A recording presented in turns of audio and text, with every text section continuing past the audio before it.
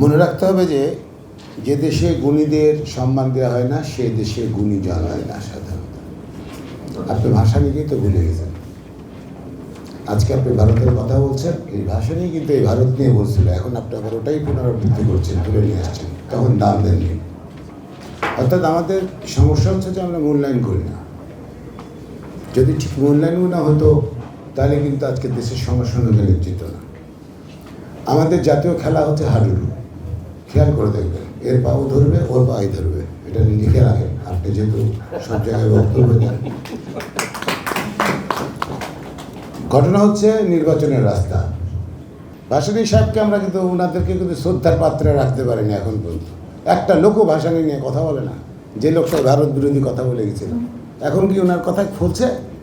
54 বছর পরে এসে ওনাকে নিয়ে অ্যানালিসিস চলছে। দেখেন আজকে যে ভারত যে আমাদেরকে গলা চিপে ধরেছিল, এই ভাসানী কিন্তু উত্থাপন করেছিল ওই সময় ফারাক্কা নিয়ে। আপনার মনে পড়ার কথা, আপনার বয়স কত আমি জানি না। যে কোনো বিষয়ে যেমন উনি বলছেন যে আইনের শাসন জবাব দিয়ে, এটা কিন্তু প্রয়োজন আছে সব কিছু। যেমন বলেছে যে নির্বাচনের রাস্তা যদি ইয়ে হয়, যে দেশে আপনি একটা করে চিন্তা করবেন, সবচেয়ে মজার বিষয় যে মনে করেন একজন মাদক ব্যবসায়ী হচ্ছে এমপি, ওর নাম হচ্ছে বদি। কিছু করতে পারছেন ওর জন্য? করতে পারছেন? সবাই জানে সে মাদক ব্যবসায়িক রাজা, আপনি কোনো কিছু করতে পারেননি কেন? আপনি ব্যর্থ। আবার মনে করেন যে সরকার ওই মাদক ব্যবসায়ীকে এমপি বানিয়েছিল, তার বিরুদ্ধে যখন আমরা একটু জোরদার কথা বলেছি, তার ওকে বসে দিয়ে তার বউকে দিয়ে দিয়েছে, তুই ব্যবসা কর। এখান থেকে বেরিয়ে আসেন, না তো সামনে আরও সংকট আছে। ছোট্ট কথা দিয়ে শেষ করি, 5ই আগস্ট যদি না ঘটতো এ পর্যন্ত 100 জনের ফাঁসি হইতো,